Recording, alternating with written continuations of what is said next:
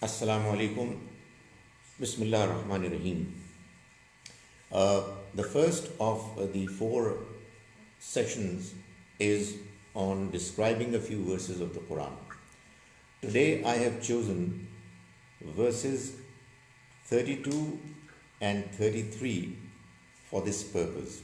If we will have time, I will go to another verse as well. A'udhu billahi minash shaitanir rajim. Bismillah ar-Rahman ar-Rahim. These 32 and 33 verses are from Surah Al-Araf, which is Surah number 7. Bismillah ar-Rahman ar-Rahim. Qul, ask them, Man harrama, who has made haram, prohibited, Zinat Allah, God created zinat, beauty, Allati akhraja li'ibadihi, the one that he created for his servants, for humans. وَالطَّيِّبَاتِ مِنَ الرِّزْقِ, as well as pure food. قُل, tell them, هِيَ لِلَّذِينَ آمَنُوا, it is meant for those who truly believe. فِي الْحَيَاةِ الدُّنْيَا, in this life as well. خَالِصَةً يَوْمَ الْقِيَامَةِ, and it is going to be specially for them on the day of judgment. كَذَلِكَ, likewise, that is how نُفَصِّلُ الْآيَاتِ, we clarify verses لِقَوْمِ يَعْلَمُونَ, for those people who want to learn. The Quran is here dispelling a popular misunderstanding about God's religion. And that misunderstanding is that in order for an individual to achieve excellence in God's religion, she has to abandon worldly beauties, God's blessings. The Almighty is most emphatically clarifying here that that is not the case, and is asking his messenger, God's mercy be on him, to make it absolutely clear that God has not prohibited the beauties of this life. That is, this life has been made beautiful. It has been made attractive. There are blessings of the Almighty that we see, and we feel that what we are seeing is beautiful, brilliant. There are blessings of God that we can hear, and they are glamorized in what they originally are, and that is what zenith is. And God says, I've made it for you. Likewise, we smell, and we like good smell, fragrant smell. Likewise, we taste, and we like good food, not just ordinary, insipid, dull food. Likewise, we touch, and we like smooth surfaces. All these are blessings of the Almighty, and God says He has created these blessings for you. Tell them, I have not prohibited them for anyone, nor the good food, the beautiful, the nourishing food that we enjoy, the delicious food that we are fond of. قُلْ هِيَ لِلَّذِينَ آمَنُوا, tell them, all these things are meant for those who believe. The one who believes in God, acknowledges that these blessings are from God, thanks God for giving these blessings. These are meant for those people. خَالِصَةً يَوْمَ الْقِيَامَةِ, and on the day of judgment, these are going to be meant specifically for those who believe. That is, the believers are going to be given the exclusive right to benefit from these blessings. Therefore, the misgiving understanding that somebody who goes for the beauties of this life, the glamour of this life, is an irreligious person, is not a God-fearing person, has been negated by the Almighty. On the contrary, the Almighty says that these beauties of life have been created by God only and by nobody else. And therefore, it is important that this understanding is made um, clear to everybody.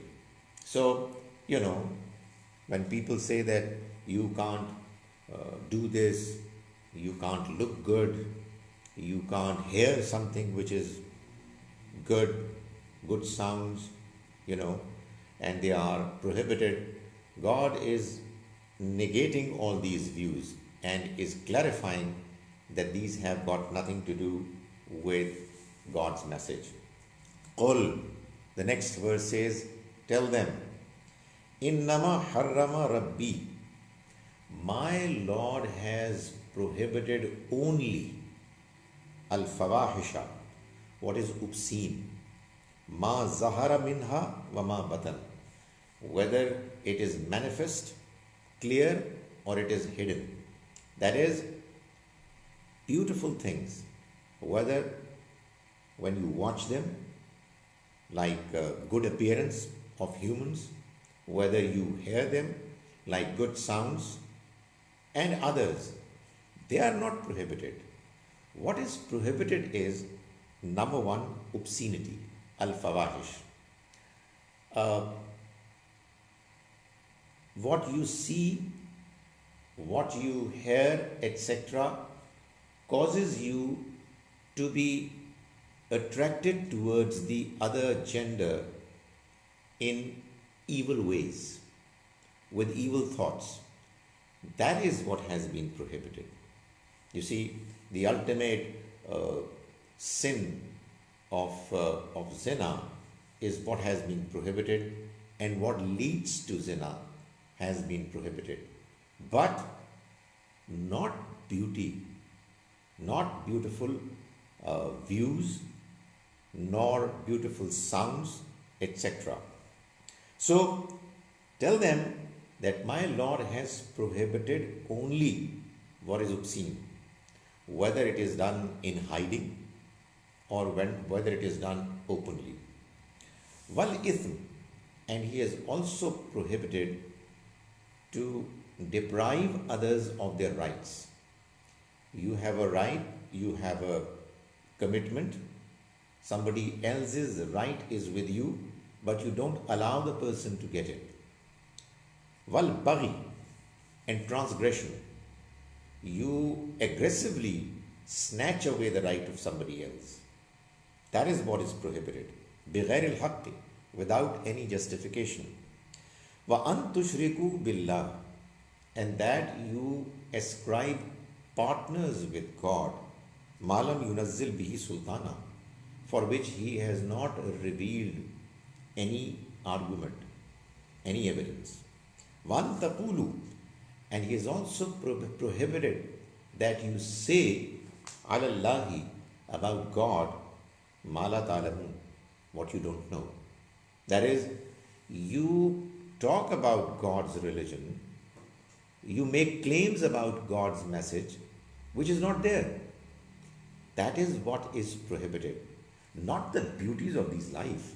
I mean, this life has been made attractive and beautiful in the manner you look at it, in the manner you hear it, in the manner you touch it, in the manner you smell it, in the manner you taste it.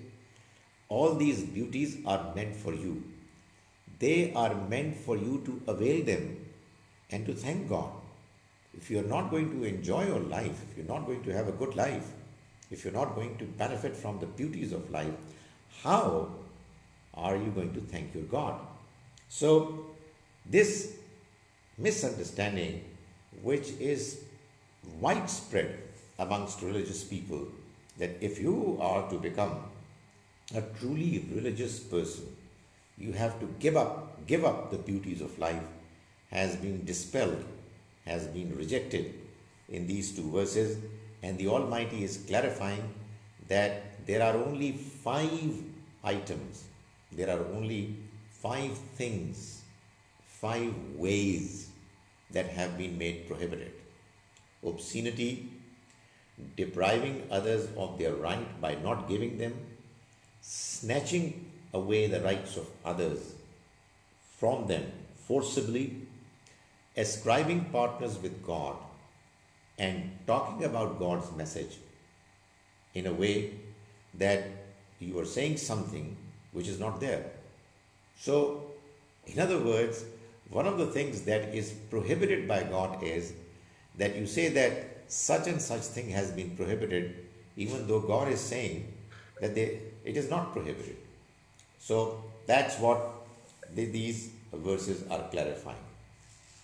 This brings us to the end of the first session. The second session is on the question of faith. If you have been a part of these seminars, you would know that as yet what I have discussed in these proceedings, in this particular segment of the proceedings, I have talked about the question as to what is Deen, where has it come from, what are its sources, what are the reasons that we accept those sources, and what is the relationship of these sources of Islam with each other. That having been done, now we are proceeding towards the next module of our understanding, a process of understanding. This module is going to talk about faith, beliefs, Iman. Because the presentation of faith as it has been done in the Quran is primarily based on intellectual arguments. The Almighty invites humans to believe on the basis of the arguments that are presented. Believe in what? In what is not visible, what is unseen, but it's there. There are some important realities that we are a part of, that we are concerned with. They are there, but we can't see them. So, why should we acknowledge them? In other words, why should we believe in them? You see, we don't believe in things that we can see. We don't believe in things that we can hear. We hear them, we see them. In other words, we perceive them. Belief is in matters, is in ideas, claims that you cannot see, you cannot hear, etc. Why should we believe? The simple answer given by the Quran is that because through intellectual reasoning you come to the understanding that what is being claimed as true is true. So use your intellect and understand and acknowledge. Now, before I proceed with providing intellectual arguments to confirm that the beliefs, belief in God, belief in the life hereafter, and belief in prophets, these beliefs make sense. They are based on convincing, solid evidences. Before I proceed to do that, I have to cross another obstacle. And that obstacle is the obstacle of the claim that in religion you cannot use your intellect.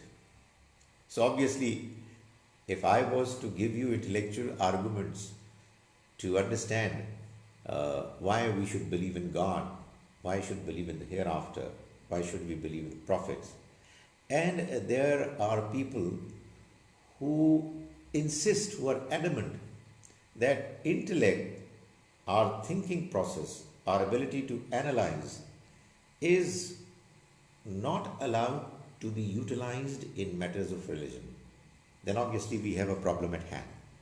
And unless that problem is sorted out, there is no reason why we can proceed.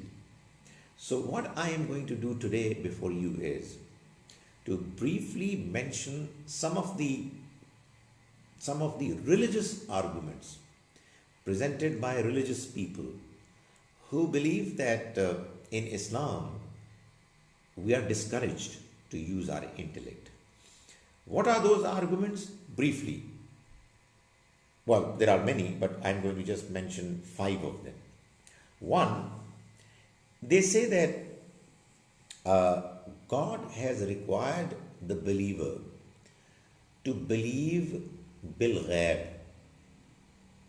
Muttaqeen, God conscious people, according to the Quran, in the very beginning of Surah Al Baqarah, the second chapter, verses 2 and 3 say that Allazina yu'minuna bil ghaib, that believers, God fearing people are those who believe bil ghaib.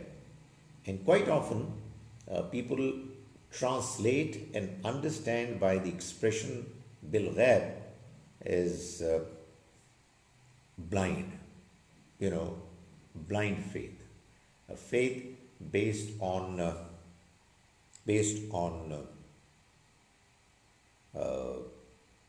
emotional rhetoric, tradition, and confidence in people, and that's about it.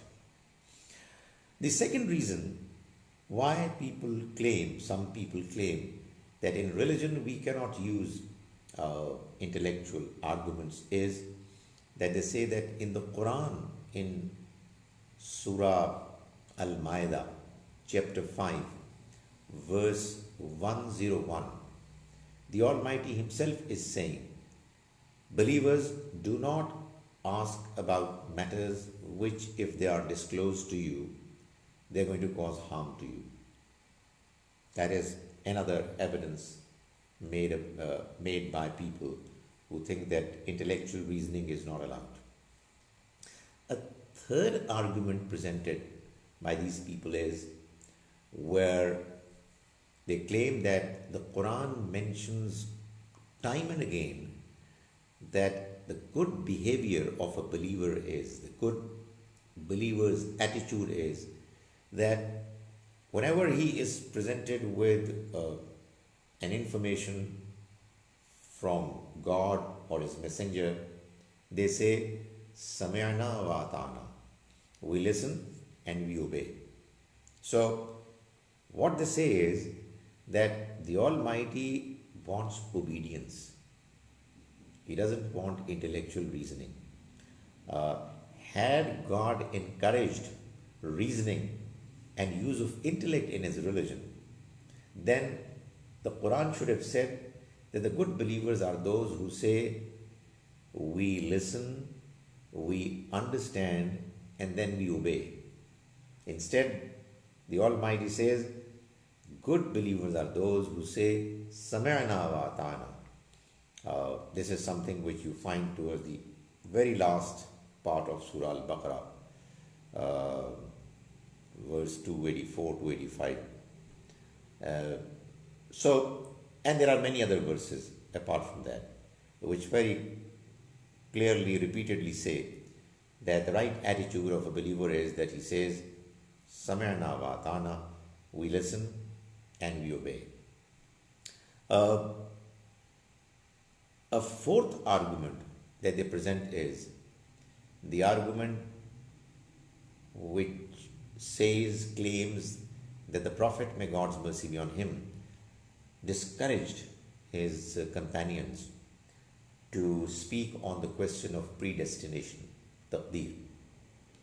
It is said that when he found some of his companions deeply engrossed in a discussion on predestination, which is a part of our faith, the Prophet, may God mercy be on him, was visibly upset, and he reprimanded those who were indulged in that discussion, and he warned them that if they are going to continue doing it, they will go astray.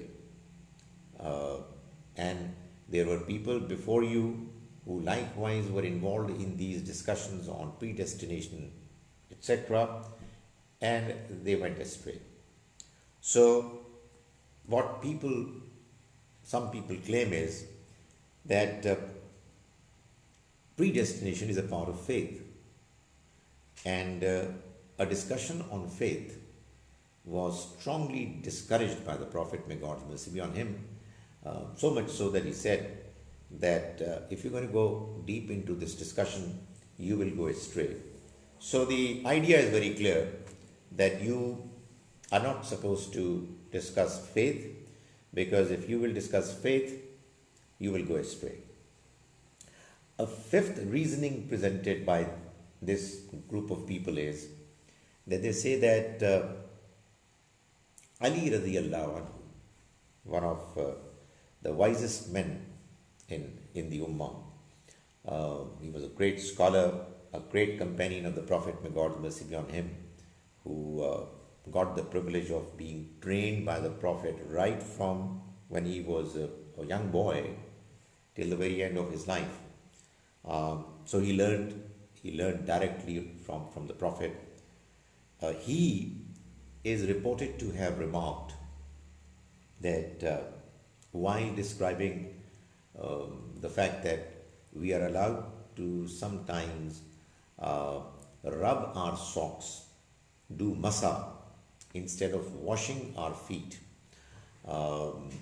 And when we do masa, we rub our socks, we do it from the upper part of the socks, and we don't do it in the lower part of our feet, the socks.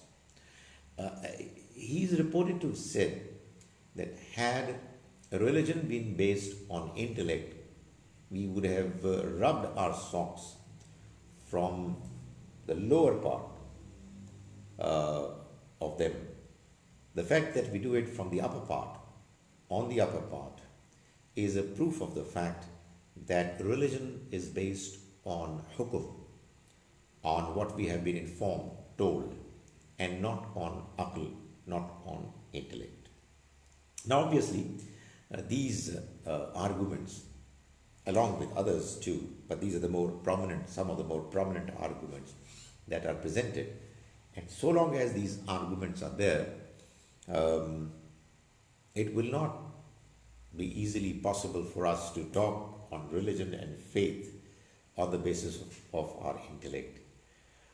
So what I'll do is that I will talk about the first of these arguments as to why what people are saying is not correct, and then hopefully in the next session I'll talk about the other arguments. The first argument says that because the Quran says the God-fearing people are the ones who yu'minuna bil ghayb, who believe bil ghayb, that is, they have a blind faith. Therefore, we are not supposed to use our intellect. In fact, in order to further clarify, confirm, strengthen this argument, sometimes an incident is also quoted. Incident of a famous scholar of Islam, Imam Razi. Imam Razi was well known exegete. He has written a tafsir on the Quran. Allama Iqbal has mentioned him in one of his verses, Girah Kusha hai na Razi, na sahib kashaf. So Imam Razi was known as one of those scholars who was more prominent in the use of his intellect, reasoning. It is said that when he was on his deathbed and the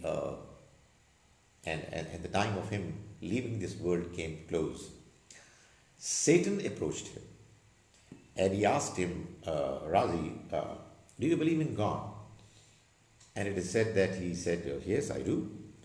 And Satan said that, what is your argument?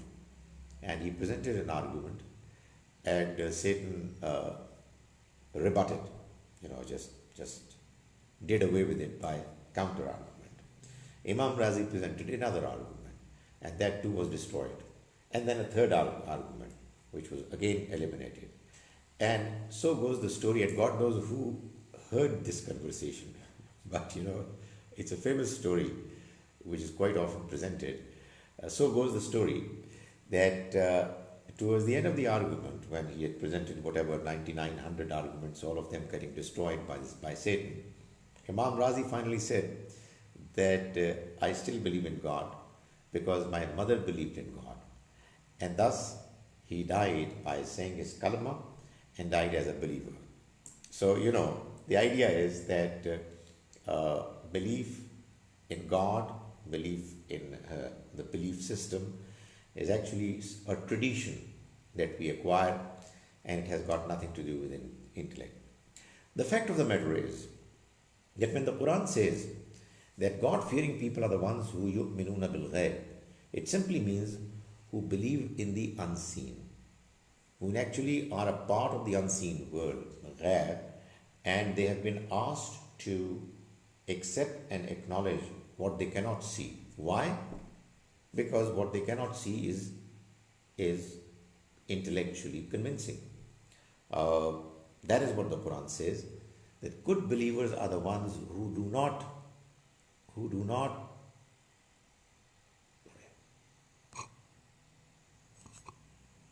good believers are the ones who do not insist that we will see a reality in order for us to believe in it. They use their intellect honestly, and they are such intelligent people and intellectually honest people that they are not insisting that unless we are shown God, life hereafter, we will not believe it. We will understand, and based on the arguments that are presented to us, we will accept and acknowledge. And they say that this is something which is accepted even by science. Not all scientific realities are the ones that are seen or heard or touched, etc. Some of them are acknowledged without them being seen because the arguments are strong. Gravity is a case in point. I mean, the fact that an apple from the tree falls on the ground and not goes upwards, and all objects come towards the ground, is a proof of the fact that there is something in this earth, soil, ground that we are living in that attracts objects towards it. Likewise, there are many other realities science acknowledges. So, realities are divided into two categories: those that can be seen and those that cannot be seen. And the ones that can be seen, well, the proof is that you are watching them, and they are visible. But those that cannot be seen, they are acknowledged because of the intellectual arguments presented to support them. And that is exactly what the Quran does, and as we shall see later, that the Quran actually goes into the details to describe the arguments, reasons why God, life hereafter, prophets need to be acknowledged. That was the second part of the second segment of our today's program. The third part is that living in the West in particular, we need to present the correct concept of jihad.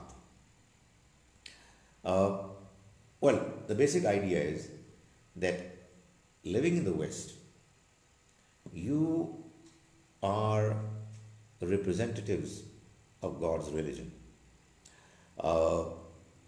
Your conduct and your presentation of religion is what the non-Muslims are going to see and hear for them to be able to make up their minds about our religion, our faith. Therefore, the questions that are raised in the Western society, well, obviously in our part of the world as well, but obviously those questions that are raised here as well are quite often influenced by what is happening in the West. But the people living in the West in particular ought to know their religion well, particularly those aspects of our religion which are debated, about which there are questions. And one of the important, if not the most important question that is quite often raised is the question on jihad. The misunderstanding is that Islam not just allows but encourages its believers to undertake war, jihad, against non believers in order for them, for the believers, to be able to ensure that God's message gets the opportunity of dominating politically over the entire globe. And that's what the objective of it is. No matter whether in the process people get killed, uh, societies get destroyed. Obviously, there are rules which have to be followed in order to do jihad. But the fact is that when you're doing jihad, you are actually killing people. That's going to be a consequence of it. So we need to understand what this idea of jihad is all about. One thing that I would want to clarify at the very outset, before talking about the concept of jihad, is that in order to understand the Quran, in order to understand God's message, we must know one fundamental principle, which we know that the Quran mentions about the text of the Quran, and that is, there are no contradictions in the Quran. The Quran is God's book, God's word, and one of the reasons why this reality is to be acknowledged is the fact that in this book there are no contradictions. So, whatever tafsir, whatever meanings of the Quran we come up with, it is our duty to make sure that we present our understanding in a way that it is consistent with what the Quran is saying elsewhere, or we are going against the most fundamental principle of interpretation of the Quran. Now, when we read the Quran, we see that the Quran is very clearly telling us that we cannot kill anyone. If we will kill, it is as if we have killed the entire mankind. Man qatala nafsan bi ghayri nafsin aw fasadin fil ard faka'annama qatala an-nasa jami'a. It is Surah Ma'idah, verse, is it 33 or 34? One of these, 32, 33 or 34, one of them. It says most clearly that whoever kills a human, he has committed such a huge crime that it is as if he has killed the entire mankind. The verse mentions two exceptions. One, man qatala nafsan bi ghayri nafsin. That is, somebody killed another person, and that killer is killed after the due course of law has gone through. Then that person can be killed by the system according to the law of qisas. Aw fasadin fil ard. Or worse still, if somebody causes mischief on earth, causes fasad on earth, then he too can be killed. That is a crime which is even worse than mere simple killing. Because in case of fasad fil ard, you are, the criminals are endangering, threatening the ordinary people, citizens, to be in scare, fearful that their lives, their wealth, and their honor is in danger.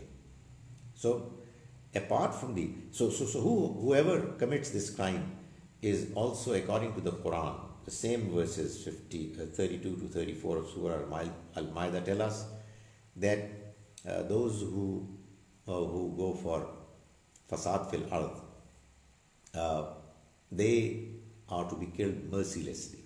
That is, it should not be simple killing; it should be a punishment of killing in a manner that people, they, they learn lesson from uh, the example of the person or the people who get killed. Uh, Now, when we say that going for jihad is an act which the Almighty has recommended very strongly, then we have a contradiction at hand.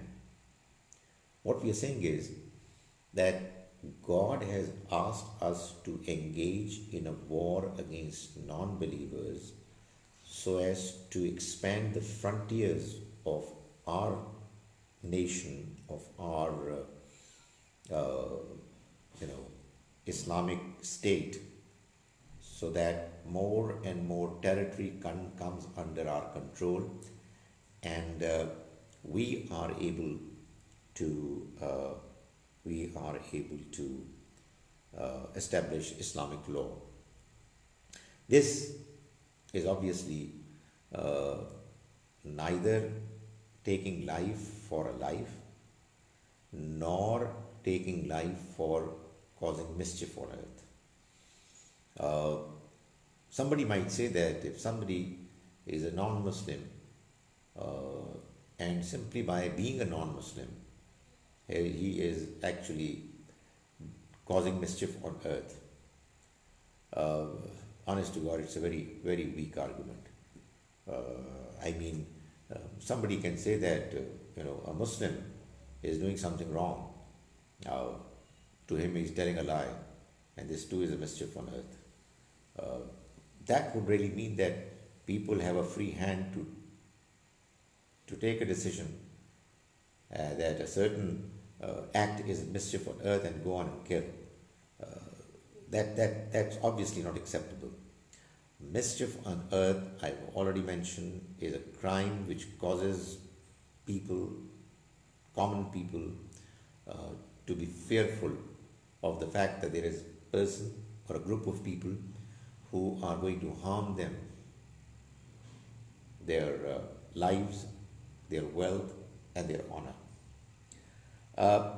So then, why is there jihad in Islam? There are two types of jihad in Islam. Well, let's put it this way. The Quran talks about two categories of jihad, possibility of fighting the enemy, that have been mentioned in the Quran. One of them is the jihad which was undertaken by the companions of the Prophet, because the Prophet, may Allah's mercy be on him, was God's messenger, and it was God's law that whoever rejects God's messenger, such people, such nations get destroyed, punished in this very life. So what the companions did was, in actual fact, an act of punishment of God inflicted on those who rejected the messenger, which was administered through the companions. This is something that I will talk more about later. The second jihad that was undertaken and is mentioned in the Quran, which is universal. The first one was meant only for that occasion, when there was a nation which rejected the messenger, the message of the messenger, and therefore they had to be taken to task, like the earlier nations were punished. But the second type of jihad, which is universal, is the jihad which has to be undertaken by a Muslim ruler only. And that jihad is to be undertaken against fasad fil ard. That is, There are people, there are nations which are causing persecution, doing fasad, not allowing people to practice the religion of their choice, forcing them to change their religion, causing to create an environment where people cannot feel secure, safe. That's the kind of atmosphere which justifies jihad to be undertaken by Muslims. A Muslim ruler is going to go for a jihad, and other subjects, citizens, they will join. So that is what we need to understand from the Quran, and then to explain to the non-Muslims. We need to explain to them that the jihad that has been allowed, has been recommended in the Islamic Sharia, is the jihad that can only be undertaken by a Muslim ruler, and not a group of band of a few individuals who have no authority over any place, and yet they are out there to kill people in the name of religion. That's not allowed, and it has to be undertaken only against fasad fil ard, zulm, fitna, persecution, where people are being persecuted simply because of their faith. I will continue the discussion on jihad in the next session, inshallah. Now we're going to have questions and answers. So I'm now waiting for people to ask me questions. How do I read it? Just a minute. Outsab, is it compulsory? Just a minute. There are a couple of questions which participants have asked in our question answer window in their control panel. So I will ask you from one of our attendees, brother, brother Baik has asked, Dr. Saab, is it compulsory for a person to be religious? Is it compulsory for a person to be? Very religious. It is compulsory for a person to do things which have been declared obligatory, binding, and compulsory. You see, religiosity has different levels. There is a minimum level that God demands from all humans. Those who choose to become believers, it becomes binding. Like saying prayers 5 times a day, the farz obligatory prayers. There are obviously non-obligatory prayers as well, but if you are a religious person, you will say your prayers 5 times a day. But even before that, you are expected to be a good human. You are expected to be morally upright. As a religious person, even if you are going for its minimum requirements, you cannot tell lies. You cannot cause harm to your neighbors, other people. You cannot go against the promise that you've made. You cannot misuse the assets that have been given to you in trust. You cannot go for obscenity, and so on and so forth. So, there are moral expectations which all good humans must go for from a religious person. And then, in addition, there are certain religious practices, minimum religious practices that you follow. That would you make you a good person. If you want to become even more religious, well, then there are extra, additional, nawafil, non-obligatory expectations as well, but that's not compulsory.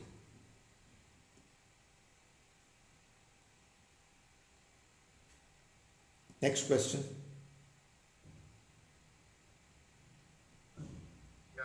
Brother Abdul Khan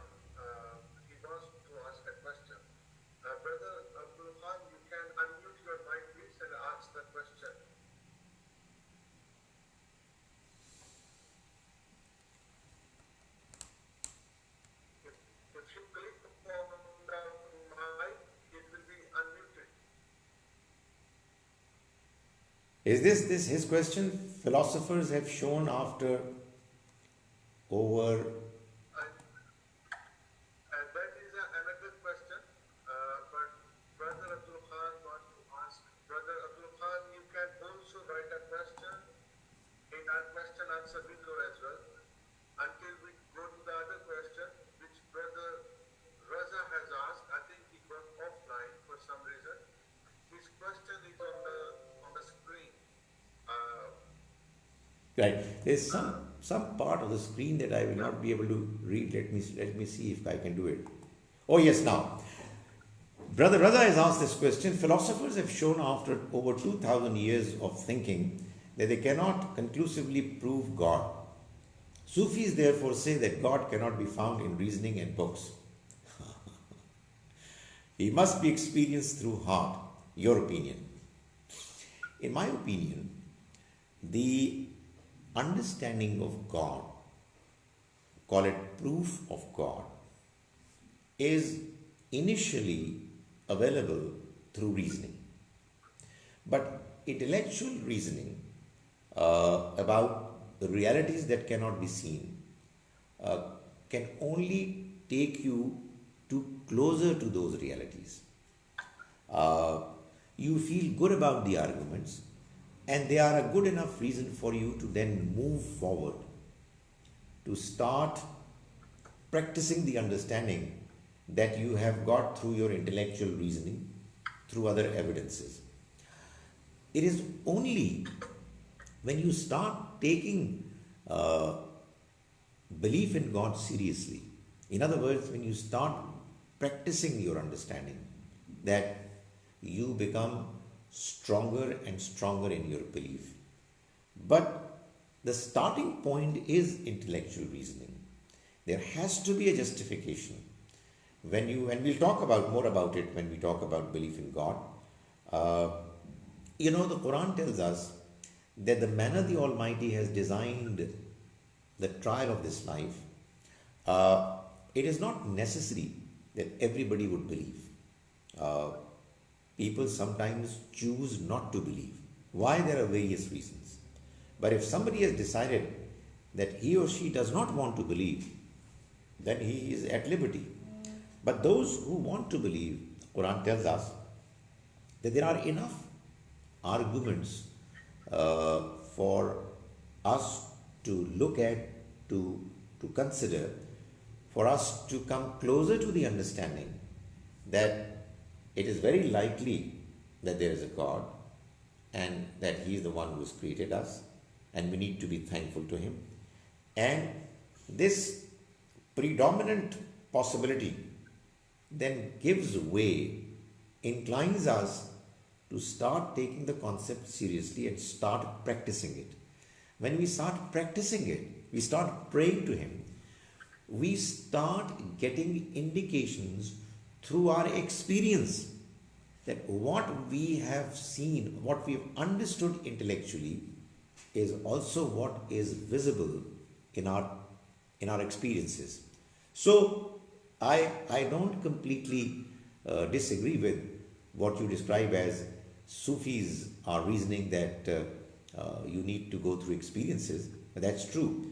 But the experiences are real experiences. You pray to God, you find things are happening, you feel good about it, and so on and so forth.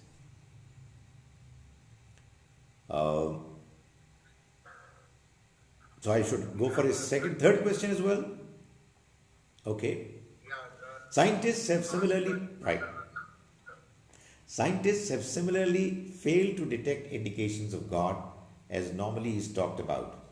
Therefore, either God as described doesn't exist, or at best we can say this universe is God opinion. I think, the claim that through some scientific exploration, experimentation, you will start getting a glimpse of God is not possible. The nature of the trial of this life is such that we have been asked to be honest in our approach, not to be biased, not to be adamant in our own approach, and to look at the realities the way they appear, and then start following the understanding that is making more sense. I will talk more about it when we talk more about belief in God. Um, but the fact of the matter is that if scientists are expecting that when they will be able to explore this universe more and more, somewhere in this big universe, they will find a gate, a door, which will take them inside the house where God is living. That's not what God is. So, in order for people, humans, to find God, they will have to uh, believe that He is not visible, cannot be perceived here. It has to be through intellectual reasoning as well as through an approach wherein we would want to thank Him and come close to Him. And you will start finding that things are happening in a manner that God is actually proving Himself to you. But He would not be available through scientific exploration. Why? Simply because had God been available through scientific exploration, then it would have been a scientific question. It would have been and simply a question of finding Him out somewhere. The question of God, and I'll talk about it in more detail, is primarily a moral question. God wants to check our morality. He wants to know whether we are thankful or not. He wants to know whether we are humble enough or not, or whether we are arrogant in our intellect to say that because we don't see Him, therefore we don't believe in Him. But more about it later, inshallah. Okay, this question is by Brother Abdul Khan. Dr. Saab, you've explained two categories of jihad. Okay, let me get rid of this. I can't. Yeah, I can. Please read it out. I can't see some part of it. Yeah. No problem. Brother Abdul Khan says, Dr. Sir, can you explain the in second category of jihad, time specific during Muhammad, peace be upon him, and universal? But what about the border crossing or country conquering by Muslim? Let me talk about it when I'll talk about the details of what happened in the era specific jihad that was done by the companions. But let me make one principle clear. God's religion is described in the Quran, and the Sunnah, which, like the Quran, is fully preserved. The rest of the information has come to us through sources which were not preserved by God. Those are historical sources. Some part of the history cannot be denied, but the scheme of God's presentation and its sequence must be kept in mind. The expansion of frontiers done by the companions was a part of the same era specific jihad that was initiated by the Prophet, may God's mercy be on him, because the companions were, according to the Quran, ummatam wasata. They were a group in the middle. Litakunu shuhada al nas, so that you may become witnesses over people, and the Prophet should become a witness over them. The Prophet, may Allah's mercy be on him, after doing itmam hujjah, after convincingly establishing the evidence of religion and its correctness, its veracity, he was asked to inflict God's punishment on the people who rejected his message. And he wrote letters to the people, to the uh, rulers of the surrounding states. The companions continued with the exercise of taking the message to those states. These states were made a part of God's grand scheme where, according to His decision, His message would be delivered by those who got the training, got the message of God directly from the Prophet, as declared by the Quran, that they were the Ummati Wasat. They were people who were in the middle. So, what I'm saying is that this jihad of expansion, which we learn about in history, was a part of the same era specific process which was initiated by the Prophet, may God's mercy be on him, and which got completed by his companions. It has got nothing to do with later times when we are living, so that if, for instance, we become militarily strong, then we start claiming that now we should expand our frontiers.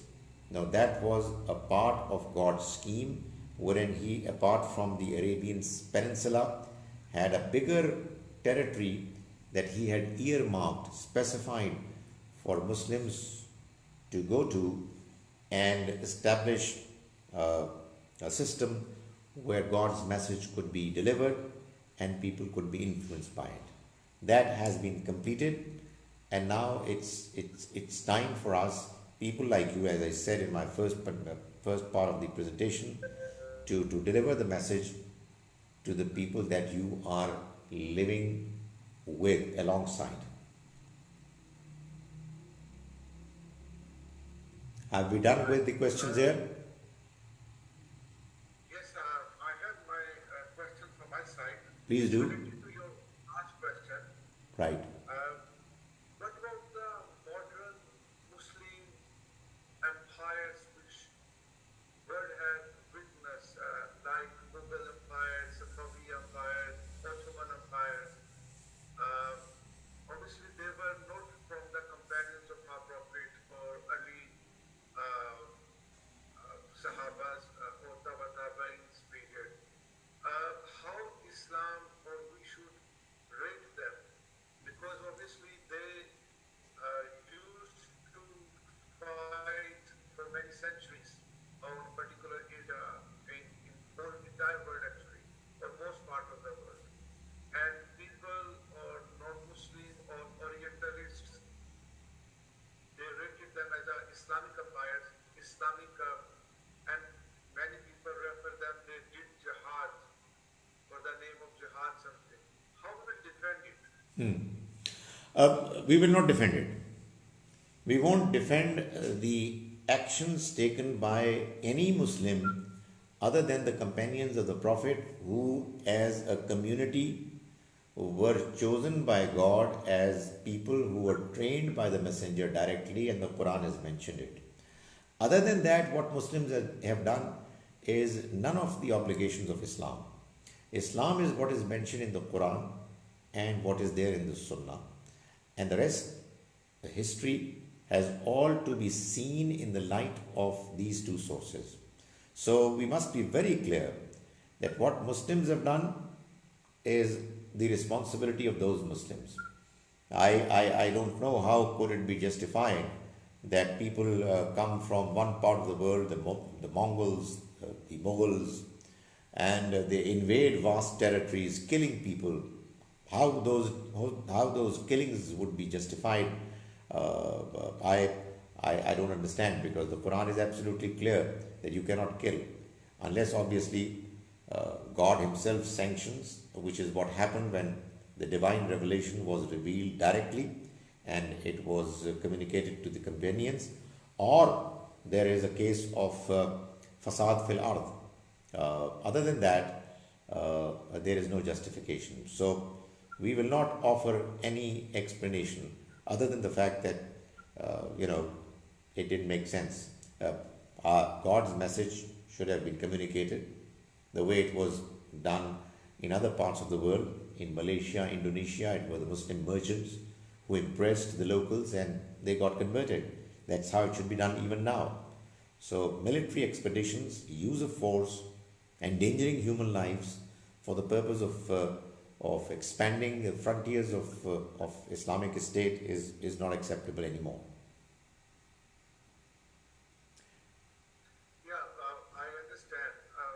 The reason why is because the mostly nations in the world, in today's world, they are very sometimes biased or they all go and they refer these operations by Muslim empires, especially in India.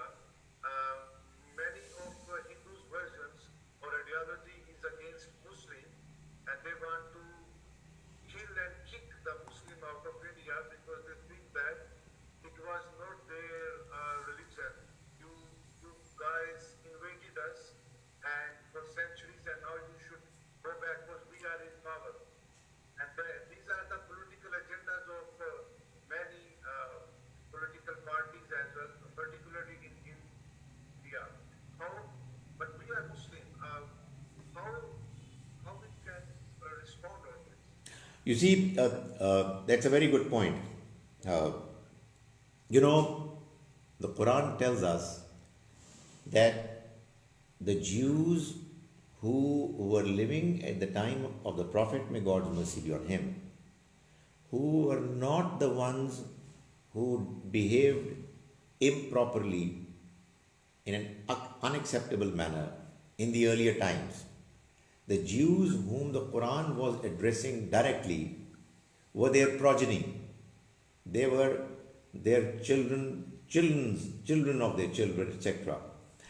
And yet, the Quran addresses them and accuses them as well of doing what was not acceptable. The Quran tells us that the Jews are going to be to continue to suffer until the day of judgment. Why? What is their fault? If your elders did something wrong, why should you suffer? The answer is they would suffer because they also acknowledge, accept what their elders did as right. They defend it, they are proud of it.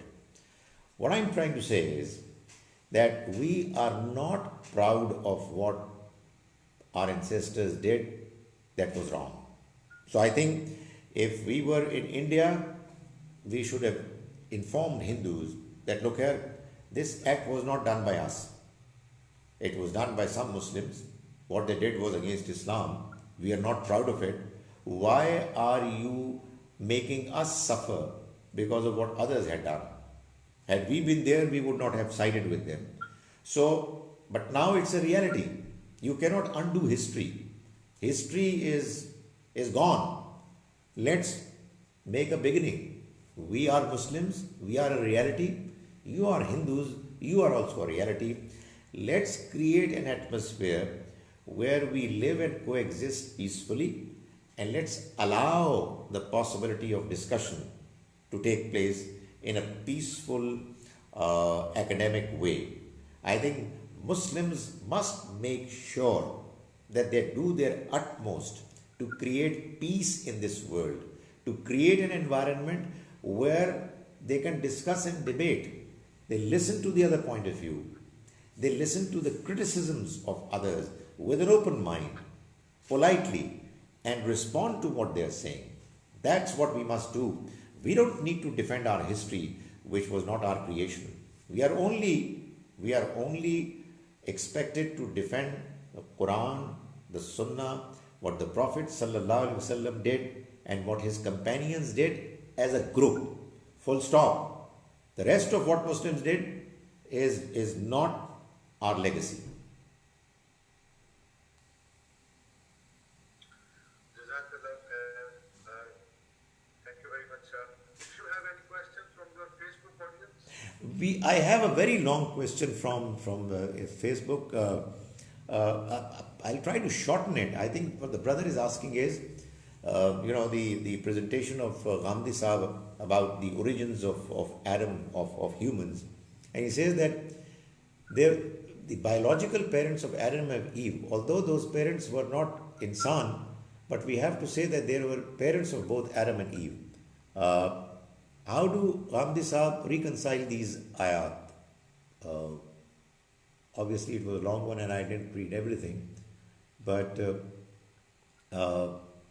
what he says is that Surah Al Imran ayat 59, where it is stated that Adam is like Isa, means Adam has no parents. No. Okay, I got the point. The Quran is saying that the birth of Jesus Christ is similar to Adam. God created him from the soil, and then he said be, and he started becoming. That is the kind of manner that the Almighty caused Adam to be created through parents who were biological, but then he was given a new status which was completely different from his ancestors who were not humans. That was a big step. That was something which was done immediately after Adam was created and was chosen, and Eve was chosen to become the first humans. Now, this was a unique step taken by God. Likewise, there was a unique decision taken in the case of Jesus Christ. So it is not the exact similarity that the Quran is talking about, wherein they were also created somehow from dust. No, they were created through a process which the Quran explains. But when it comes to the unique, miraculous birth of Jesus Christ without a father, the Almighty is saying that in a sense, both Adam and Eve were without biological parents who were humans. They had parents, but the human part of it is what started from them, and it was a new process that the Almighty began, and that's how miraculously He also created Jesus Christ. I hope it is making some sense, but we can talk about it a little more when we get the opportunity. Are you trying to put me in trouble? Does the Quran mention any punishment for blasphemy and apostasy? Well, I made a presentation in UK not very long ago. I will release the clip sooner, but not now, because unfortunately the situation at the moment in our country is not conducive for some statements to be made. So please help me in doing my job. I'll make it available later, but not right now. You want to ask me privately, I'll do it, but don't ask me to do it in public at the moment. Thank you very much. I think we have gone. Thank you very much, Dr. Shah. We are grateful Thank you. for your very, very expert opinion and guidance. Very kind of you. For listening. Jazakallah. Thank you. And inshallah, we will organize this class again after 2 weeks. On Inshallah. Sunday, Inshallah. same time, on the same platform. Inshallah. Jazakallah, everyone. And Assalamu alaikum. Wa alaikum assalam wa rahmatullahi wa barakatuh.